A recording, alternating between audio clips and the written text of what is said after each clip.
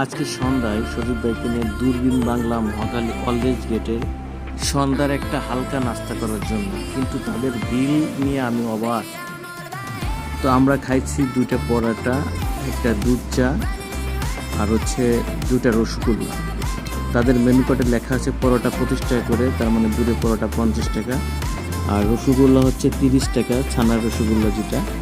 তো 50 আর 30 80 টাকা। আমি বুঝলাম না চার দাম তাহলে কত। আমাকে বিল দিছে 178 টাকা, তাহলে চার দাম কত সেটা আমি আসলে মিলাইতে পারতেছি। এখন যেটা বলতে চাই, তাদের চাটা আমার কাছে সবসময় খুব ভালো লাগে। আমার যতটুকু মনে পড়ে, একবার আমি খেয়েছিলাম অনেক আগে। তাদের প্রতি কাপ দুধ চা 45 টাকা রাখে, আর আমরা একটা হাফ লিটার পানি নিয়েছিলাম।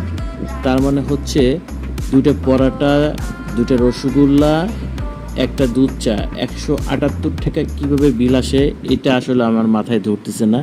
মেবি তারা ভুল করছে, অথবা কোনো ভ্যাট ট্যাট কাটলেও তো এত টাকা কাটার কথা না। তো দূরবীন বাংলাতে আমি আসলে জিজ্ঞাসা করব কেন এত টাকা রাখা হয়েছে এবং কোনটার দাম কত।